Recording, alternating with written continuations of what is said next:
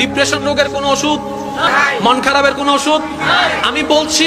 যে যেখান থেকে শুনতে পাচ্ছেন প্র্যাকটিক্যাল করে দেখবেন, ভালো লাগলে করতে থাকবেন, ভালো না লাগলে বাদ দিবেন। আমি প্র্যাকটিক্যাল করেছি সেটা আপনাদেরকে বলছি।